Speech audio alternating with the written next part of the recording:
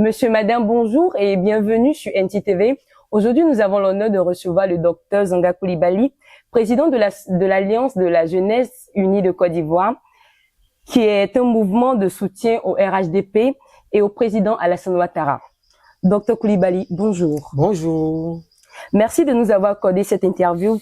Nous sommes à quelques semaines des élections présidentielles 2025 et les enjeux sont cruciaux pour l'avenir de notre pays.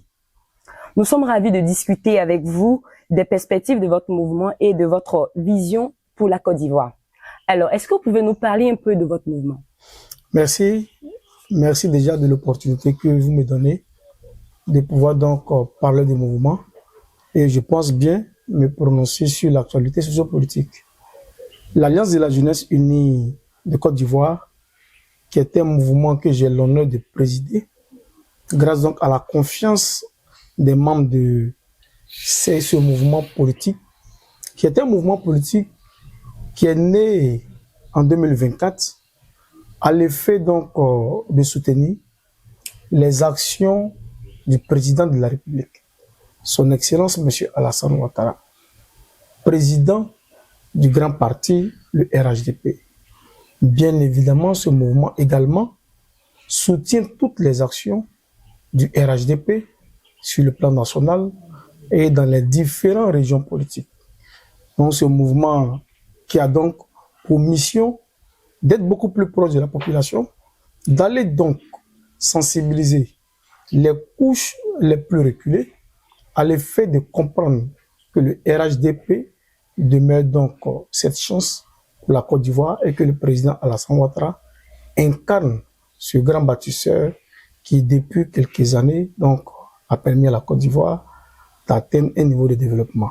Oui, la justice va partout pour dire aux indécis de revenir à la maison RHDP. La justice va donc transformer ses sympathisants en électeurs pour grossir les rangs du RHDP. Donc, comprenez donc que la tâche est passionnante. Elle est passionnante parce que nous sommes donc au service d'un grand homme d'État, le président Alassane Ouattara. Je vous remercie. Alors, quelle était votre motivation en vrai, lorsque vous avez lancé l'appel pour soutenir le candidat du parti RHDP, c'est-à-dire le président Ouattara?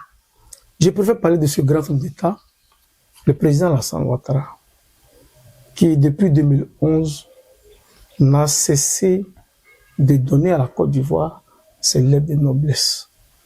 Voyez-vous, la Côte d'Ivoire, après 2011, après cette grave crise, a su transcender et a pu se positionner en étonnant même certains dirigeants des autres pays.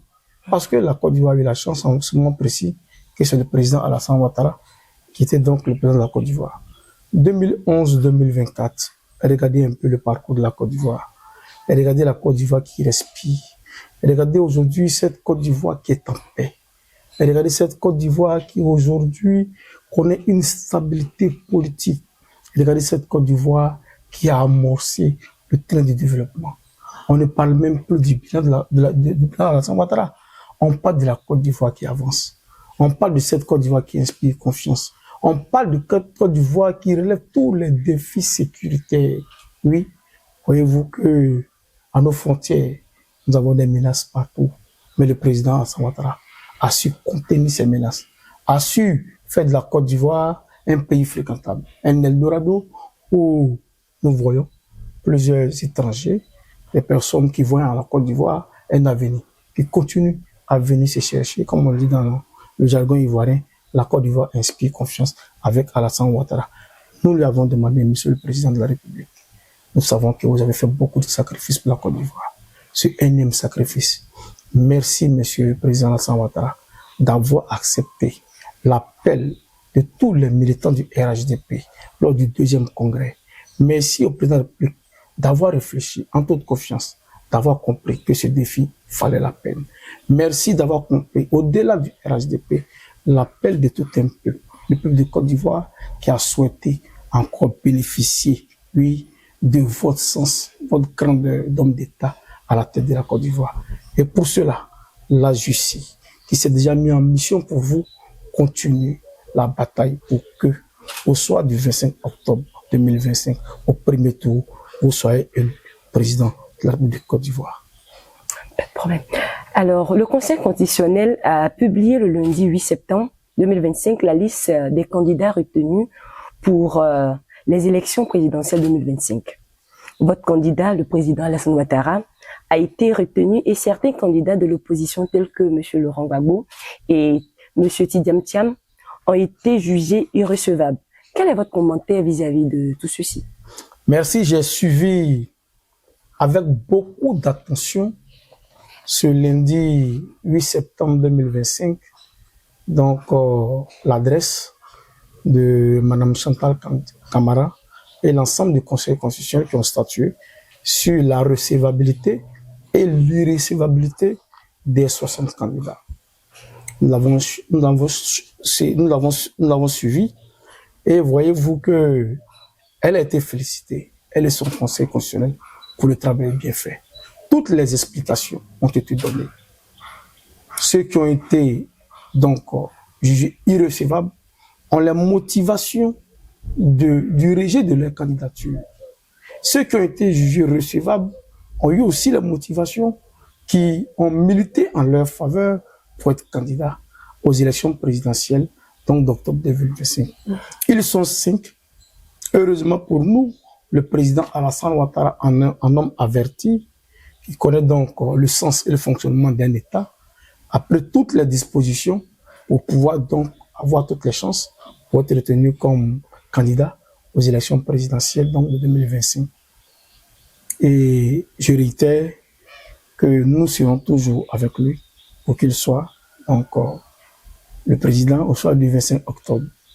Pour les autres, tels que le président Laurent Gbagbo dont vous avez parlé et le président Tidiane Thiam, je pense qu'il ne faut pas se mentir.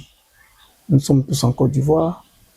Il y avait une forte probabilité déjà qui pouvait donc aboutir à la non-recevabilité de leurs candidats. Les débats ont coulé sur les chaînes, les meetings ont eu lieu, les marches ont eu lieu pour donner les raisons pour lesquelles le président Laurent Gbagbo devrait être candidat. Le président Laurent Gbagbo n'est pas inscrit sur la liste électorale dû au débois judiciaire. Le président Laurent Gbagbo est rentré en Côte d'Ivoire depuis 2021. Le président Laurent Gbagbo a des élus au Parlement. Je n'ai pas entendu le président Laurent Gbagbo et ses camarades militants avoir donc entamé des voies de recours légales pour pouvoir donc prévenir cette situation. Le président Laurent Gbagbo, en tant qu'ancien chef d'État, a eu à croiser le président de la République, son Excellence Alassane Ouattara. Il nous avait rassuré les deux de ce que les questions d'intérêt national pourraient être jugées à un haut niveau. Le président Laurent Gbagbo, après donc cette rencontre, n'a plus revu le président Alassane Ouattara. Je voudrais dire aux militants du PPAC que le président Laurent Gbagbo, en tant qu'ancien chef d'État, connaît très bien le fonctionnement de l'État. Il savait, et je pense que le PPAC, tout le monde savait, après l'affichage de la liste provisoire, après l'affichage de la liste définitive par la CEI, le PPACI a dit s'en tenir au Conseil constitutionnel.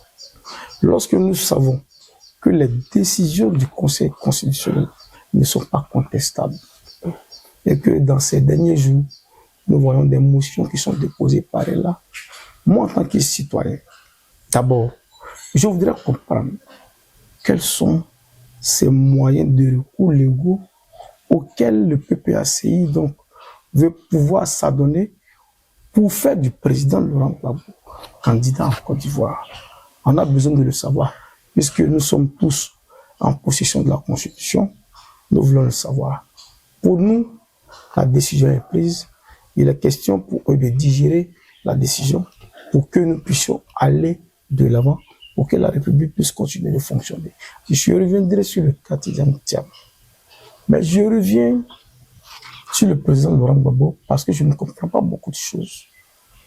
Au lieu de s'appesantir sur sa candidature aux élections présidentielles 2025, Le président Laurent Gbagbo, le 16 août, à la place Figaro, nous dit qu'il est contre le 4e mandat du président Alassane Ouattara.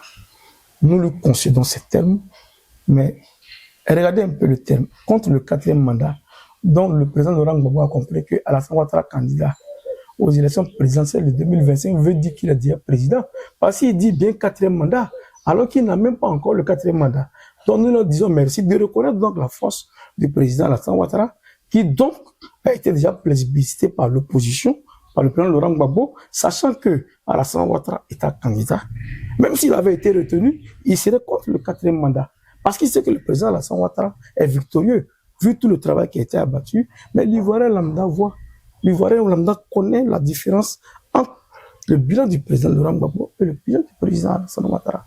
Donc nous disons, pour nous, chers militants du RHDP, chers peuple du Côte d'Ivoire, le 4e mandat est effectivement une réalité parce que l'opposition l'a déjà positionné pour dire que le président Alassane Ouattara gagnera tranquillement au soir du 25 octobre. Merci. Mais pour nous, c'est la 2e candidature de la 3e République et donc le 2e mandat de la 3e République. Mais nous ne baissons pas les bras. Merci à eux, mais le RHDP continue de travailler pour que le président Alassane Ouattara gagne avec un large score au soir du 25 octobre.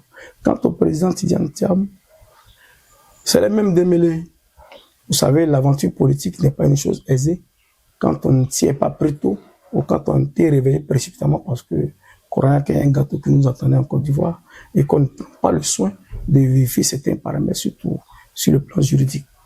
Le président Tidiane Thiam a renoncé tardivement à sa nationalité française, donc frappé par le coup de l'article 48. Et pour nous, il est en train de faire ses classes. Il comprendra, il apprendra de ses erreurs. Et en tant que ce jeune cadre qui inspire confiance en beaucoup de jeunes Ivoiriens, je pense qu'il devrait se mettre dans une démarche républicaine et comprendre que les institutions de la République doivent être respectées et que les institutions de la République sont très fortes en Côte d'Ivoire et que nous attendons aussi de lui cette grandeur d'esprit pour entrer dans le moule de la Constitution ivoirienne, dans le moule républicain, parce que c'est de ça qu'on a besoin.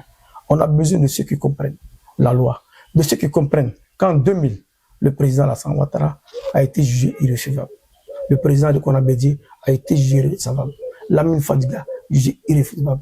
Bombé, irréfutable. Personne n'a appelé à une insurrection.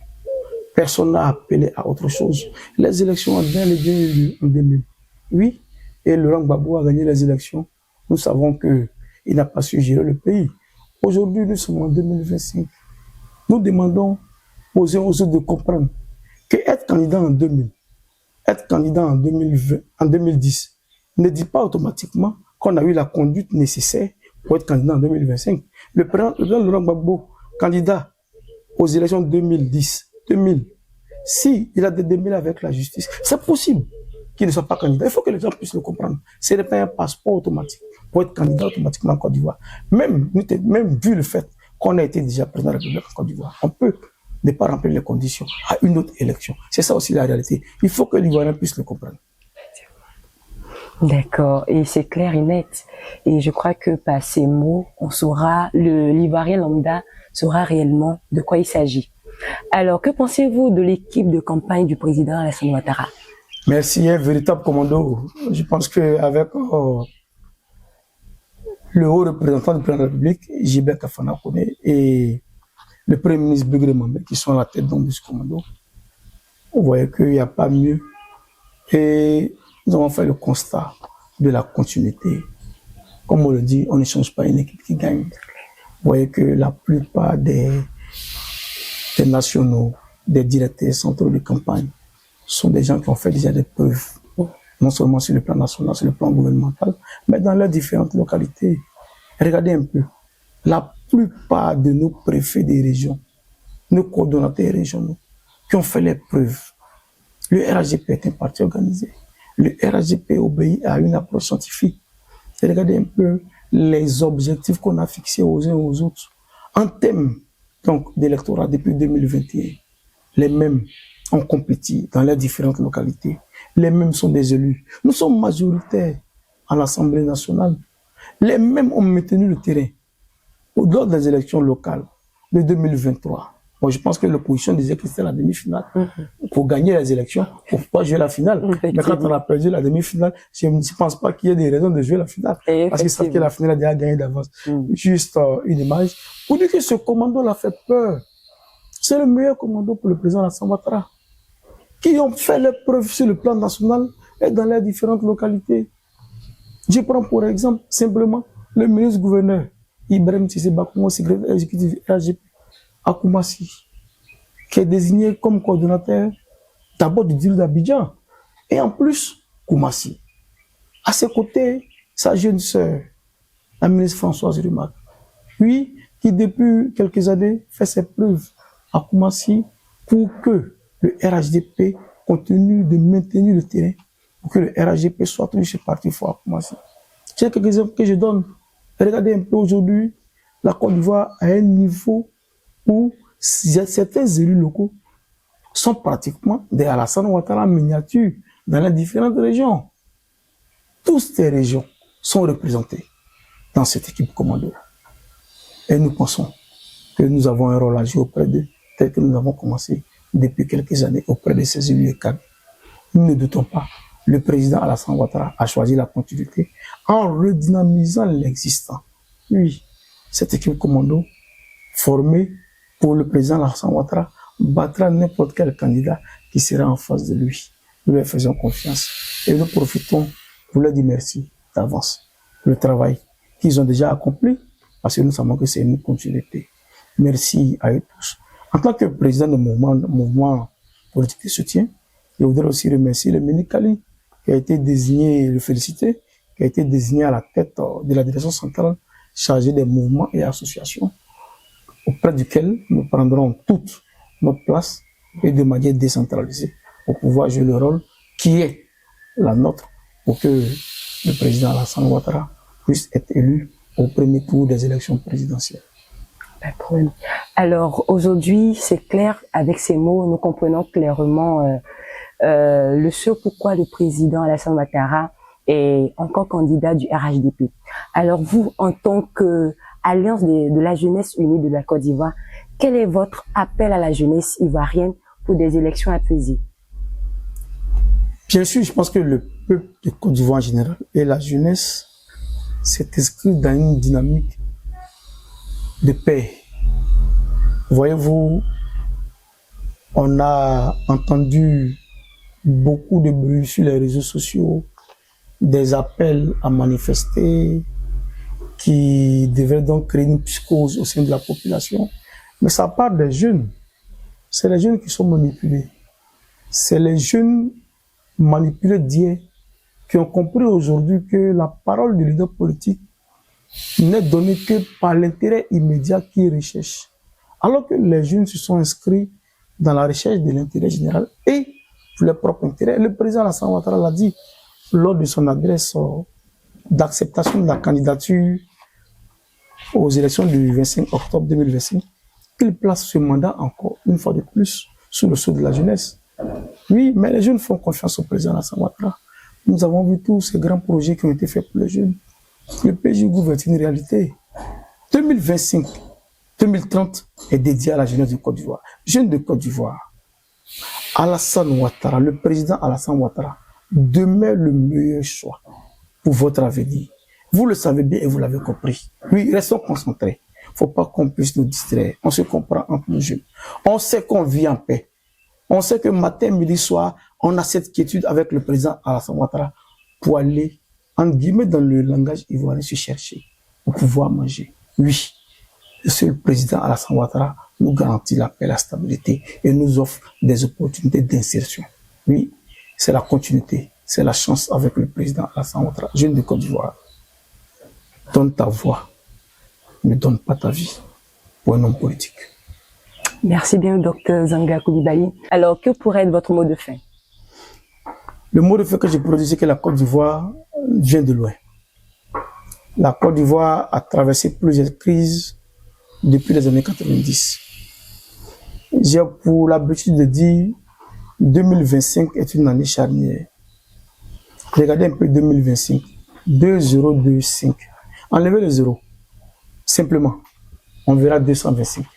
225, c'est l'année de la Côte d'Ivoire.